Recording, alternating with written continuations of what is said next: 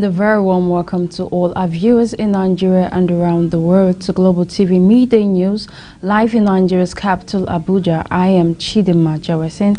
Thanks for joining us. And now we start with President Bola Tinubu has launched the Renewed Hope conditional cash transfer for 15 million households. The launch was held at the press gallery of the State House in Abuja on Tuesday, coinciding with the World Poverty Eradication Day. The Secretary to the Government of the Federation, George Akume, represented the President at the event, and the President had in his maiden Independence Day podcast to Nigerians on October 1st, 2023, announced the cash transfer program, which he said would target vulnerable citizens.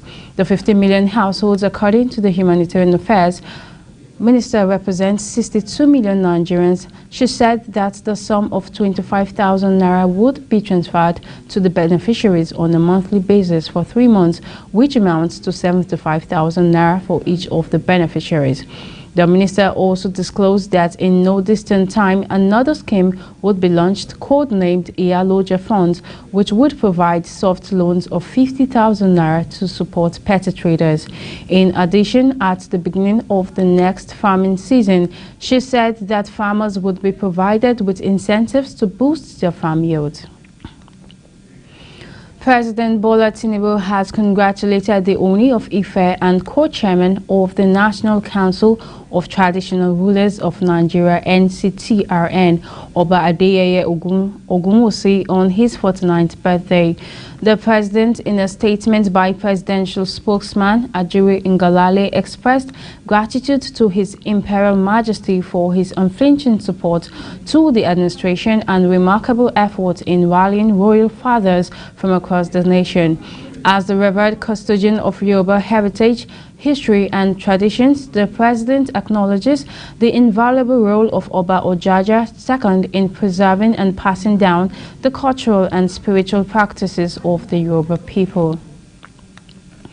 And now the federal government has announced its readiness to commence the payment of 9 months backlogs to Empower beneficiaries who are on the program beginning from November.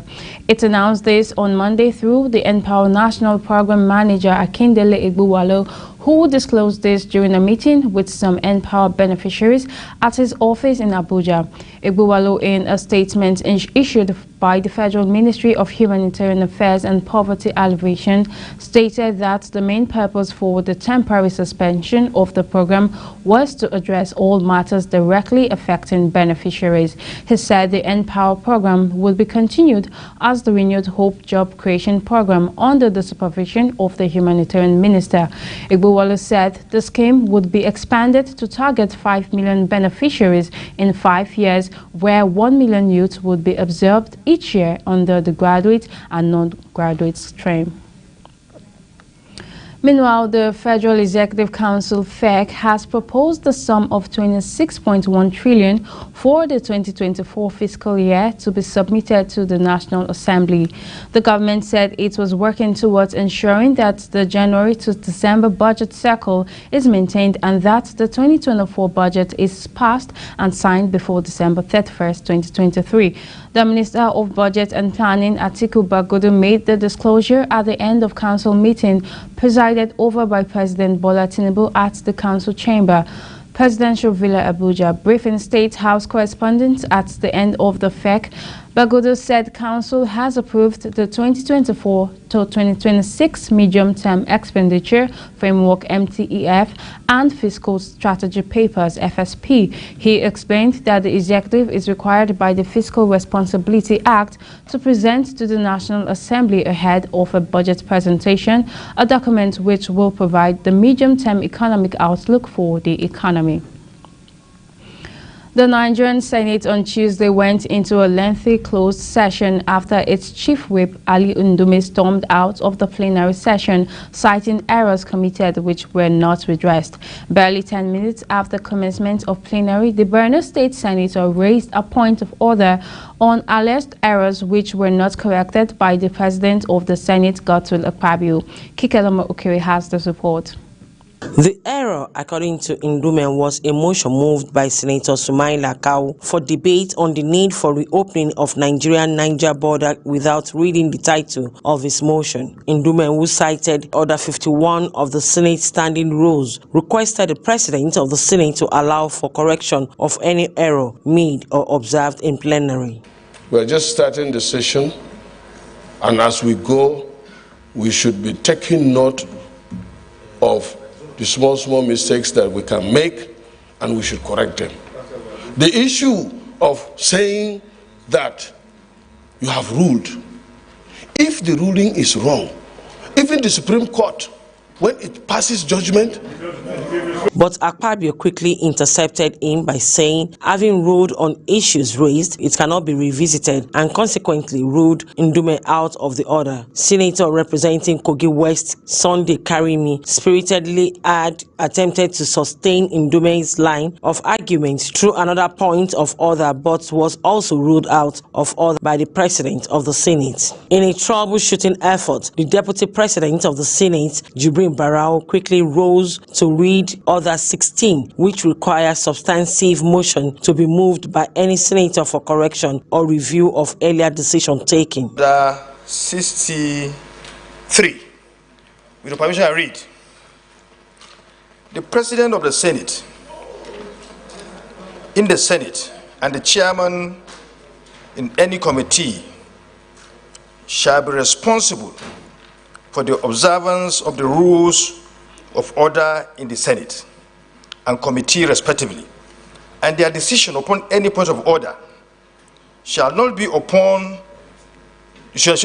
to appeal, shall not be open to appeal, shall not be open to appeal, and shall not be reviewed by the Senate except upon a substantive motion after notice. So once you have ruled, nobody can bring up that matter again until a notice given and a started motion is tabled.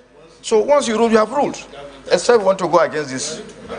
Sustaining Barau's point of order by Akpabio infuriated Ndume by raising another point of order, Order 54, to seek for correction of the perceived error. For the Chief Whip, just as a way of, advising the Senate on the way we do things. Mr. President, this is the Senate. This is the Senate. And we should not shy away from learning. Sorry, Clerk, can I have that Order 54? But without being allowed of order again. All sequence of speeches, motions, or bills coming before the Senate. So as we are coming under Order 54, this is what is written there. So I'm sorry, Leader, we rule you out of order. Angered by Akpabio's decision, Ndume packed his documents and furiously stormed out of the chamber. Kikelomo Okere, Global Television News. Thank you, Kikelomo Okere. And now the national chairman of the All Progressives Congress, Abdullahi Ganduje, having a meeting with a delegation of aggrieved lawmakers of the Ondo State House of Assembly and members of the Reconciliation Committee set up to douse tension over the planned move to impeach the state's deputy governor, Lucky Aiyedatiwa.